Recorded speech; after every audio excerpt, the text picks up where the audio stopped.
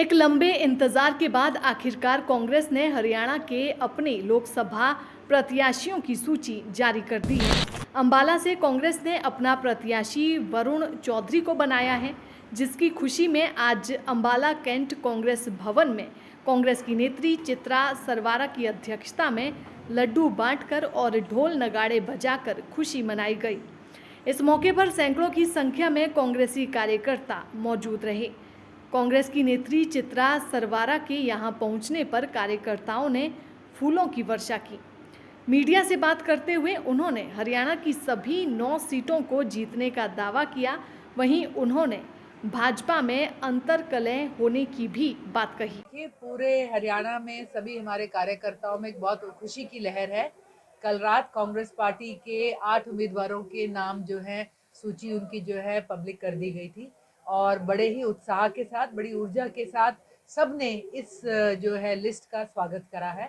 अंबाला से हमारे जो विधायक रहे हैं मुलाना से, बहुत ही जुझारू युवा नेता हमारे भाई श्री वरुण चौधरी जी को ये टिकट अंबाला से मिला गया है। सबसे पहले मैं अपनी तरफ से समस्त साथियों की तरफ से, चौधरी निर्मल सिंह जी की तरफ से उनको शुभकामनाएं देना चाहूँगी और ये कहना चाहूँगी कि उनकी लीडरशिप में उनके साथ हम एक बहुत ही सशक्त लड़ाई आगे चलेंगे और अंबाला ज़िले में, अंबाला लोकसभा में हम एक जीत दर्ज करेंगे।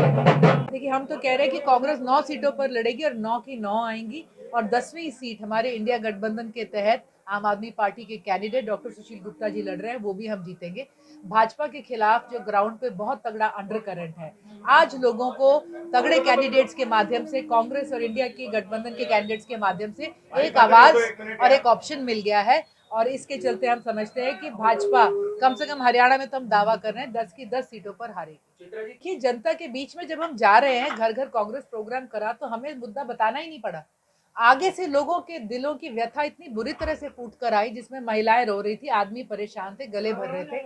आज महंगाई, बेरोजगारी, हमारे युवा बच्चों के लिए इस हमारे देश और प्रदेश में कोई भी नौकरी का ऑप्शन ना होना, हर जगहों पर पलायन को मजबूर युवा या नशे और क्राइम की तरफ खिंचता हुआ जो युवा है, आज ये लोगों की दुखती हुई रग है। महंगी रसोई ने महिलाओं की सारी उम्मीद तोड़ दी है। आज अगर आप देखें तो किसान परेशान है, कर्मचारी वर्ग परेशान है। अगर आज आप देखें तो सामाजिक तौर पर हमारे देश के अंदर अब एक समानता नहीं रही है। 36 बरादरी के हरियाणा को तोड़ा जा रहा था।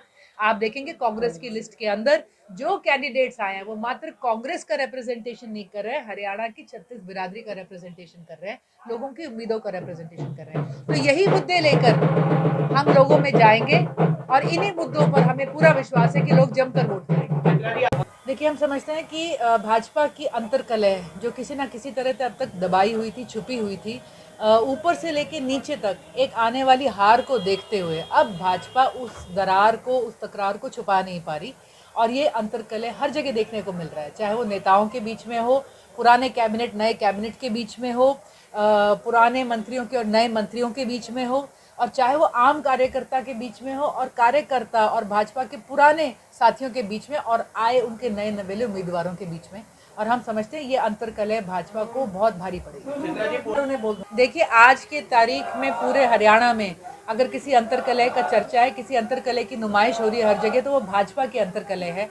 चाहे वो नेताओं के बीच में हो, पूर्व मंत्रियों और मौजूदा मंत्रियों के बीच में हो, पूर्व कैबिनेट मौजूदा कैबिनेट के बीच में हो, और चाहे वो एक लोकल स्तर पर आम कार्यकर्ता के बीच में हो और कार्यकर्ता और जो नए नवेले कांग्रेस से सारे नेता आए हैं इनके बीच में हो।